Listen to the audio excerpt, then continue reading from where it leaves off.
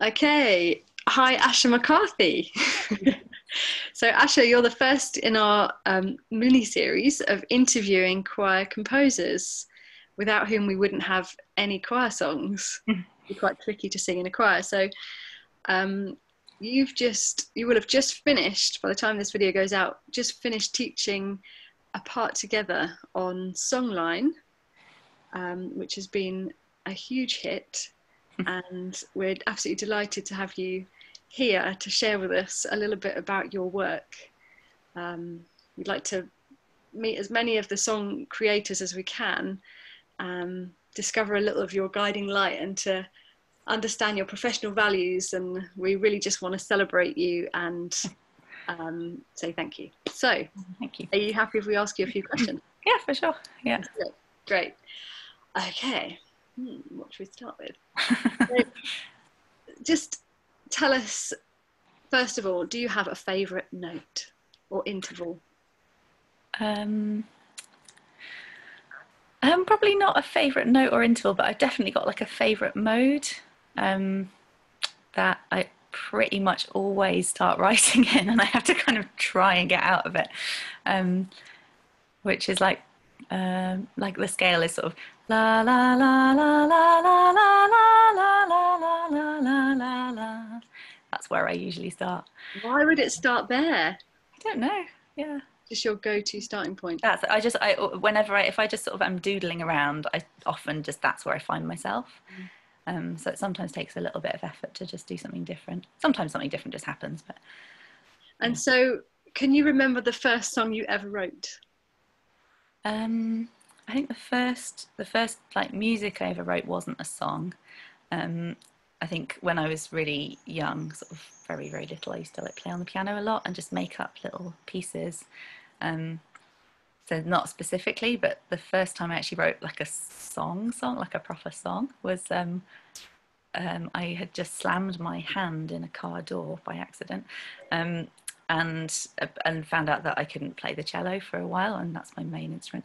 So and I'd always kind of doodled around on the guitar, so I could use like one or two fingers. I think I can't remember which fingers it was, but so I made up a song on the guitar, and yeah, that was the first time I'd done that. What age were you when you did that? I think I was about 19. A terrible car injury which led to your song. About 19. About 19. It's quite late really to write a song, but yeah, before that I'd written a lot of music before that, but not really words. Yeah. Well, we met, was it a year ago or over a year ago on the Singing Mama's Choir training, but you've obviously been exposed to music for a very long time. Yeah. Do you come from a musical family? Yeah. Well, not like professional musicians, but everybody really loves music. Yeah. Yeah. So both my parents really love music. My mum played the piano when I was young. They both sing. My dad played the oboe and clarinet when I was growing up. And lots of exposure to music. Yeah. Okay, my next question was what led you to composing, but I think you've already answered that. Yeah. So the car accident, the hand injury in the car. Yeah, I mean, before that, I did really enjoy writing stuff. I just never really particularly took it seriously because I wanted to kind of perform and learn music. And so like writing kind of little pieces, I always just thought was like a little thing that I did. It wasn't really I didn't particularly give it much attention. And do you remember that first song on the guitar that when you had your hand injury? Not really. No, I can remember vaguely, but yeah, not. Did you perform it anywhere? Did you share it anywhere? No. Just kept it. Yeah. Yeah. What would you say your values are as a musician? I don't know really. I think it's kind of like the values that you have in life, isn't it? Really, just apply to your music. I think I've taken different kind of things from different types of music, and so I studied North Indian classical music and Western classical music, and I think from both of those traditions, there's so much like rigor and dedication and kind of humbleness, that there's this like vast world of all these kind of complex possibilities in music, and that you can never really stop learning, and just to keep like to keep being curious and keep practicing, and that you're never really done, that it's not yeah, that it's just this thing to be really enjoyed, but also really kind of being reverent towards it as well. Do you think that shows up very much in Western classical music? Is it a distinct difference um there?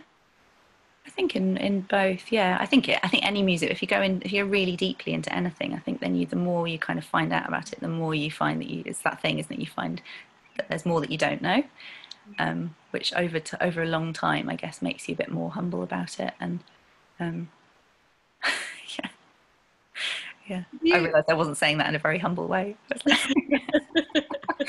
it's all a great mystery to So me. humble. It's not at all. That's what I aspire to, having this kind of like keeping learning. Mm. Yeah. And then I have like massive times in my life where I'm just not learning at all. I'm just like doodling around and not giving a lot of care to my music. But I hope I always come back to that. So does that mean that you find yourself often writing a piece which feels like the first time you wrote? Is this kind of does the same kind of feeling as when you've written something occur, long after you've written your first composition? Yeah, I think it's a bit like what I was just saying about there's like actually in my life I've had times where I've been really really interested in like practicing and learning and been quite dedicated, and then kind of probably times after that where I'm not doing that, and that tends to be when I write more kind of music where it's more stuff's coming out of me, and like that can feel sometimes really inspired and really new and really exciting, and then over time I feel like if I'm only doing that, it can get a bit stale. So I kind of need to replenish it by keeping learning. Mm. So I think I'm coming to the end of a cycle of that, of like, I've been writing a lot of my own stuff and it's starting to sound a bit samey. Do you know what I mean? Like, I'm not feeling quite as inspired at the moment, really. Right. It's like you have to go and stretch your ears somehow. Yeah, yeah. And just kind of be a bit more dedicated, really. Can you describe the feeling that you get when you dream up a new song? Um, can be I think a lot of the time where I've written like songs, especially, I think if I'm writing something with words, often it's because it's like I've done it mainly as like a personal thing. If I'm feeling something that I'm finding difficult to kind of deal with, then it's like a personal kind of therapy where I'll write a song and then I'll feel a bit better. So it's usually like a relief, to kind of feel what's going on or something. And actually, that's always since that first time I wrote a kind of proper song. Since then, that's always been why I've written songs, and I've basically not really shared them with anyone until really recently. It's always been this is a personal thing, and yeah, Right. yeah. Leads exactly into the next question, which is how does it feel to share a song that you've written for the first time? What's that like? Um, I think like in the there was one that I did in the Singing Mamas in the retreat where every the leaders gathering where we all got together, and I did that one, and I taught a song that was quite new, and it was a 4-part choir song, and that was really nice to hear. It was just like really beautiful to hear it all come together. But that was almost quite like it wasn't a very personal thing. Whereas I think if I'm writing something that's a bit more personal, like there's things that I still haven't shared yet because I'm more scared about it. I feel more nervous. So I tend to, at the moment, I'm still sharing quite kind of things that I feel quite like kind of okay about. Right. Whereas I think actually I'm maybe quite a shy person in some ways, and I really feel quite nervous about exposing much more personal things. Right. So there's a treasure trove of Asha McCarthy yet to be released. That Yeah, is very exciting news. um, So, could you, without giving away all your secrets of the trade, do you use any particular tools when you're writing music or putting together, in particular, choir parts and that kind of thing? for choir songs, I use GarageBand just really, really simply. And generally, if I've got an idea or like a part together, I sort of I sang the tune, I just had a little tune and I sang it into made a track. And then kind of thinking of another harmony, so then I put that one down, and then I think there was another harmony that sort of came quite naturally, and then the last one I was more like, what would fit here, and I really had to think about it. And then I tried out a few different things, but generally just singing straight into the computer at GarageBand. For choir stuff, that's how I kind of find it easiest, just to map out. Or if I can sit in front of a piano, that's probably also, that's easy as well. It's a kind of nice way of doing it. Yeah, we're working out harmonies. Do they ever just pop out 1, 2, 3 instantly, or do you have to give it some work? Do you have to kind of keep improvising over that first part you've laid down? How does it go for you? Well, like, a part together was really just like really quick, but I think the last part was a bit more like I was kind of more thinking about it. Which do you describe as the last part? Like I think I did the video of it, like the fourth one that came along. And then there's kind of bits over the top that are more kind of solo-y bits, but the one that kind of links in together, I'm actually still not sure that it's necessarily right. And yeah. Okay. Okay, what's our next question? Okay, so you're fairly young in your kind of song sharing career. Yeah. And how far have your songs travelled that you know of? So like within the Singing Mamas network, I think people have shared songs and been singing a few of the ones that I've shared. And that's just it's really nice to hear that. It's definitely a bit of because when I've written music, generally it's been this quite solitary thing, and I've always been a bit like, oh, is this really like, look at me to like share stuff? And actually I've got a whole load of stuff about that, like, oh, I shouldn't, like, don't kind of put yourself out there too much. But actually, if you do, and if it is useful to people and it touches them, or if there's something nice, it's not in any way, I just can kind of get over myself then, because it's actually not about me at all. It's just about, okay, if there was a nice song that is kind of maybe like helping people in some way. Well, certainly within our choir network of leaders, you've put out there a number of songs which have almost become anthems among our choirs. There's been the Rest My Love. Oh, yeah. Apart Together, definitely. Yeah. And one that you wrote for Pregnant and Screwed. What did you name that one in the end? Because it was so fresh by the time it was shared that I wasn't ever sure what it was named. It was Raise Our Voices. Raise Our Voices. Yeah. So the experience that we have in the network, certainly with your music, is that when you write and when Asha's got something that she's offered to share, they tend to be a real hit. So we're really excited with what's to come.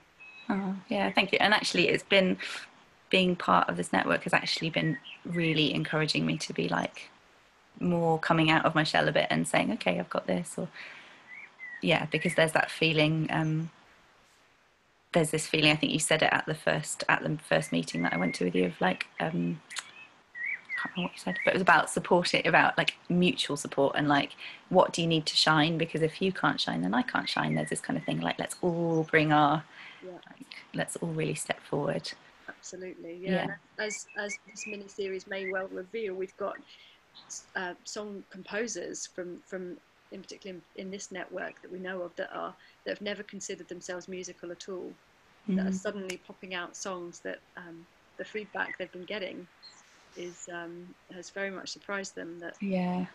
But more on that. First, let's find out more about Asha McCarthy. Let's see what my next question is. Okay, so tell us, have you ever heard a version of your song which sounds different to how it was written?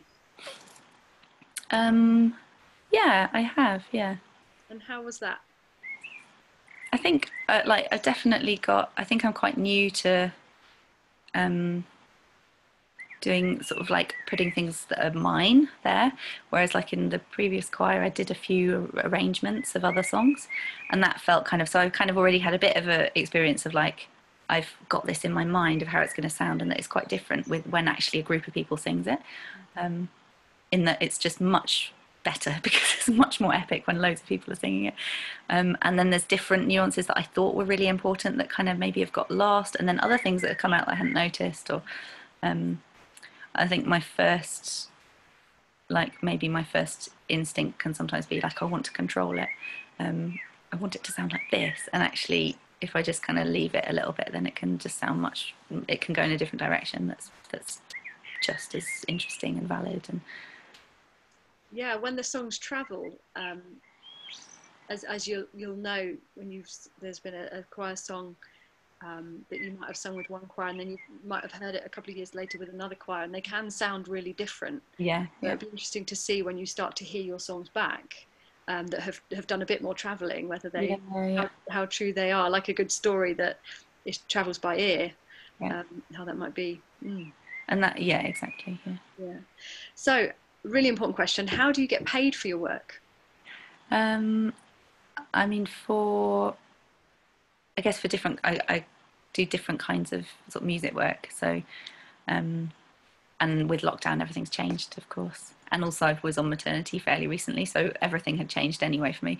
But generally, a mixture of like performance and teaching.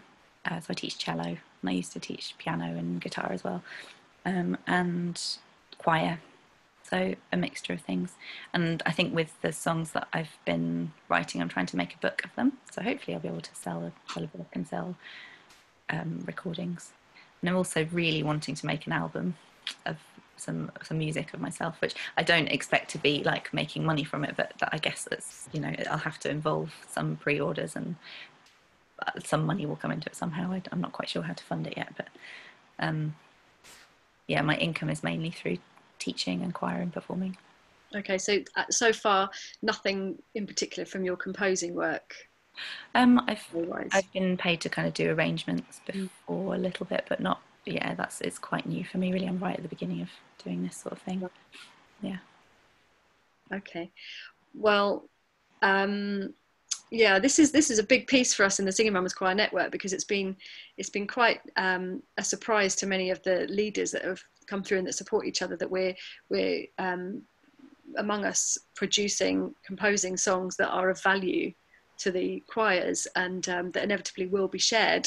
So this is a really big question for us. How do we support each other with that? How do we support each composer to value that? And I guess for you, being right at the beginning of that aspect of your career, but clearly a potentially very successful aspect of your work, and valued by many, I think choir leaders, that we rely on this material for our work to bring really good content, good songs to our choirs. So we're definitely in support as a network of enabling people to really find that comfort spot of how to be paid for your work as composers, and definitely keep going with your books, and we'll look forward to sharing that around with people.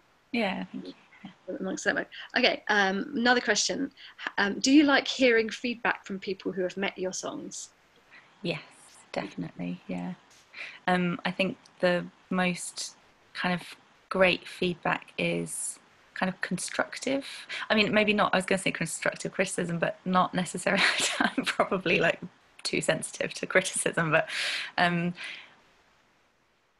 yeah, like really considered feedback is really helpful, and any feedback that's about how it makes someone feel, or how they like what they felt with, just things about how they feel it, and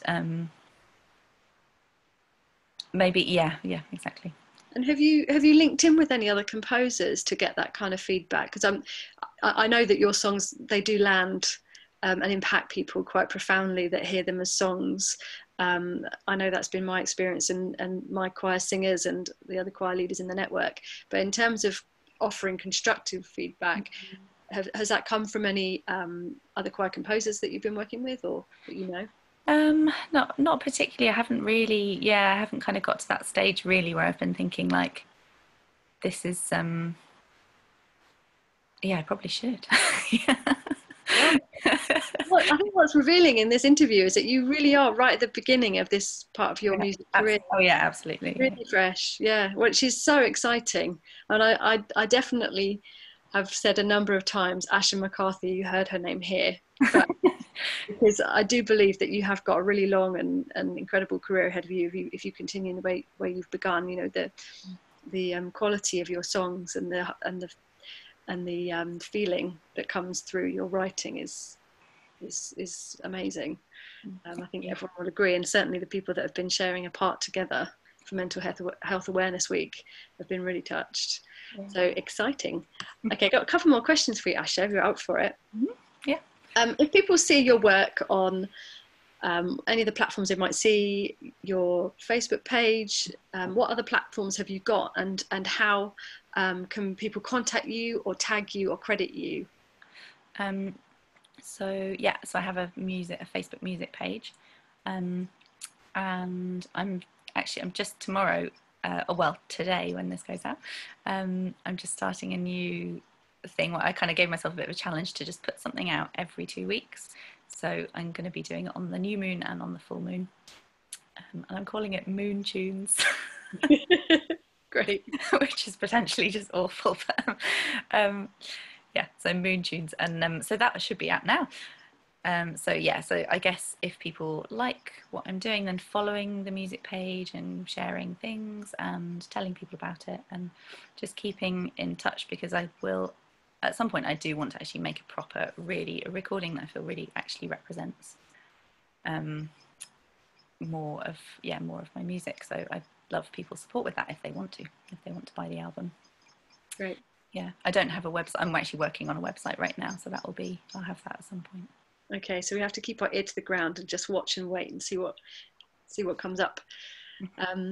Okay, Asha, and one question about when you're inspired to write by other cultures or other people, like how do you give back?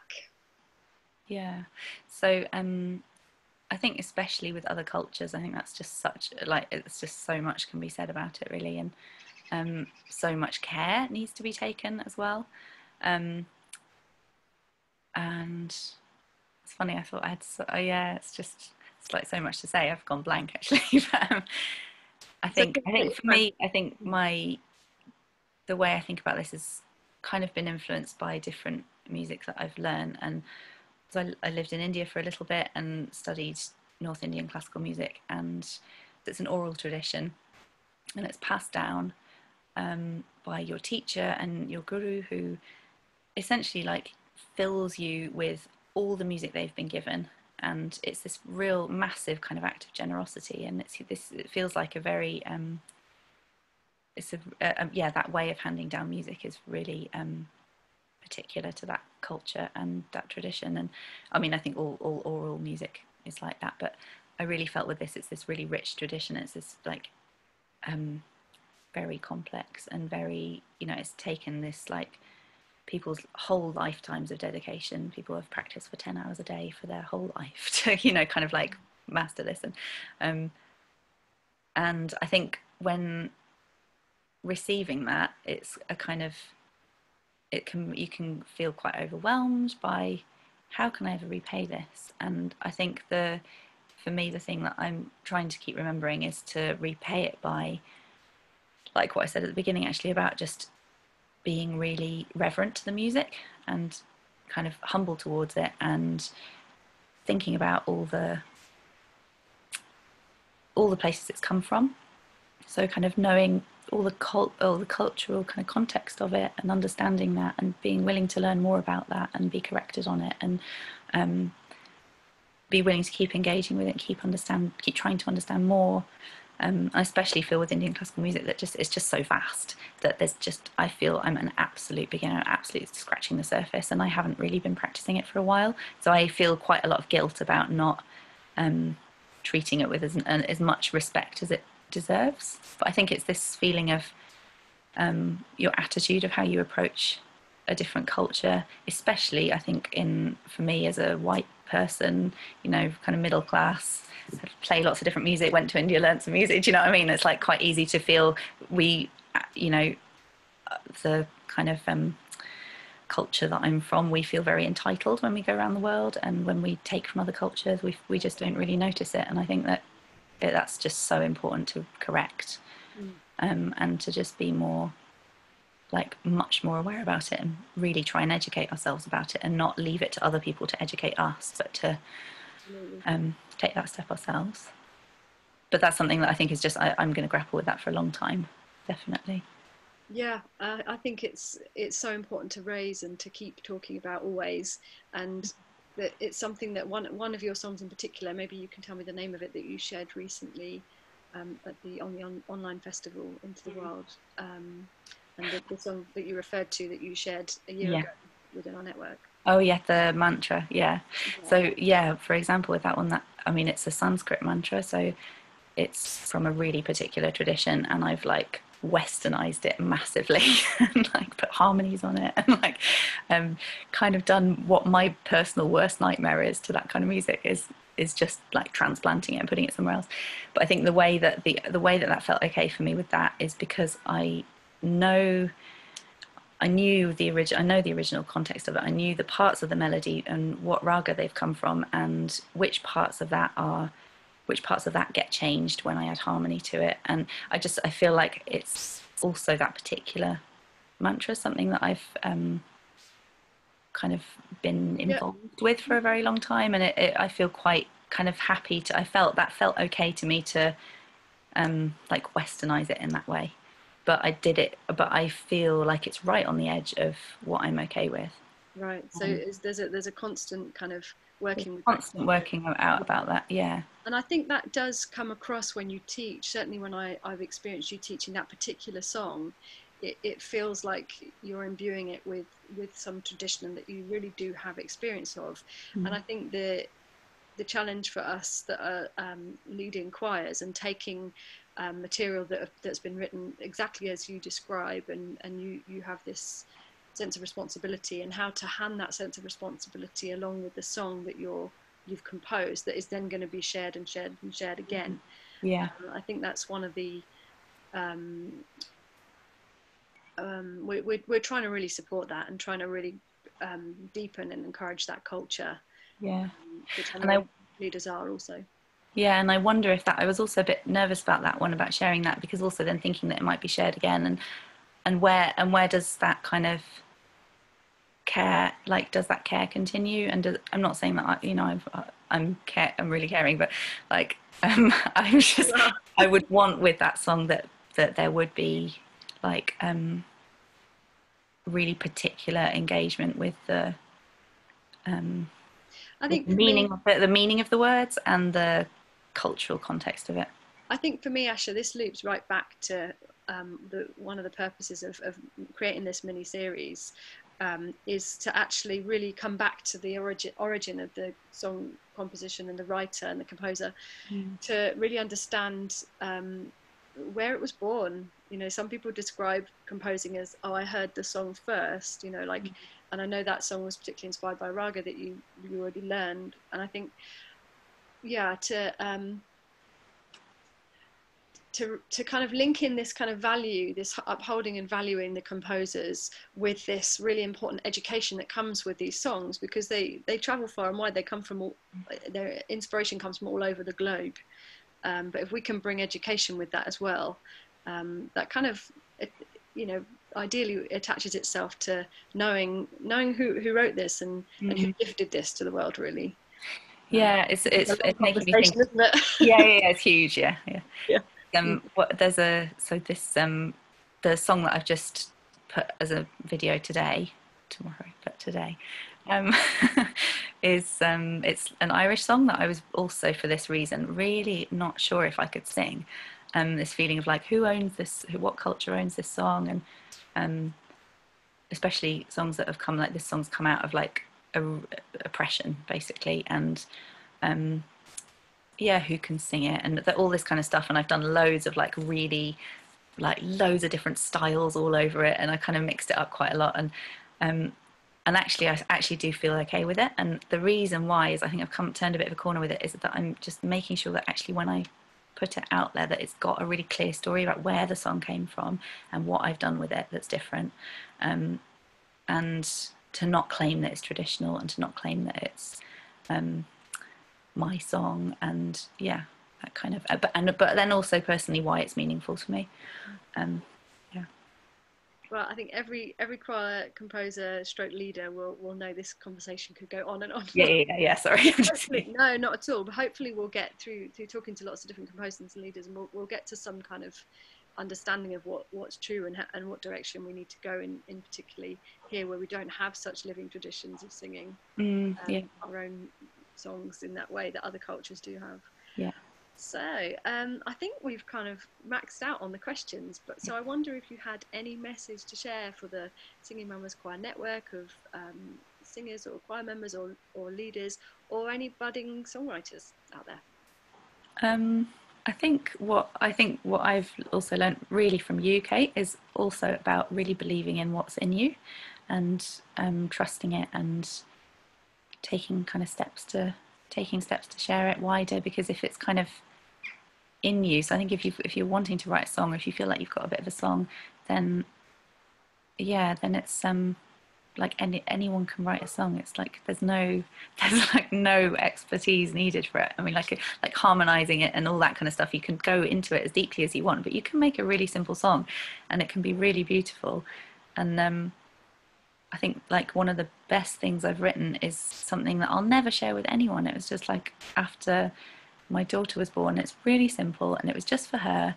It's the most meaningful thing ever, and it's only got like 4 notes in it. It's just like, but it's really precious. And I think the main thing when you're writing anything is what is the feeling inside it, and where's it coming from? How truthful is it to you? And what's the kind of deepest thing you can share? And yeah, or the most fun thing you can share. But like the place that it comes from is really important, and just believing in what's inside you and putting it out there. It's a really, really beautiful message, that, Asha. Thank you. And I think if we can get to that, if we really can create that in people's minds. I mean, people are still unfortunately believing they're not even singers. Yeah. But we'll keep going, and if people can really begin to believe that they can write songs because they are human, and that's the same way as my daughter, 2-year-old daughter, she'll write a song without thinking about it. So I can see that, and I can see that it is there in all of us, that potential, but it's incredibly vulnerable to share, to put them out there into the world. So let's see what we can do about changing this culture. Well, thank you so much, Asha. That's all right. It's been amazing to chat with you. Yeah, it's really fascinating to understand what lies behind these incredible songs that you create, and which means so much to us and to all of our singers in our choirs. So keep going, don't stop, and genuinely, I really believe that you've got a really amazing career ahead of you with your work. It's definitely Asha McCarthy. You heard her name here first. Thank you. Thank you. Well, thanks for having me. Yeah, it's great. It's really nice to talk about these things as well, because it's just not stuff that I actually really kind of break down and think about carefully a lot. So yeah, thanks. Well, we'll post this onto YouTube and we'll send it around, and hopefully there'll be other if other choir composers are interested in coming on and having some questions to kind of unpack what their world is about, and how they work with song compositions, how they get valued, how they get how they get that how they get to continue that work, basically. Let's put it bluntly, how you get paid, and how you get musicians famously are tired of being offered work in exchange for exposure. We've totally had enough of this, and I think we're recognizing now, with the popularity of choir in the mainstream, it's time really for composers to be put forward and to be celebrated for the gifts that they bring. Great. Okay. Well, thanks again, Asha, and we'll see you soon. Thanks. See you soon.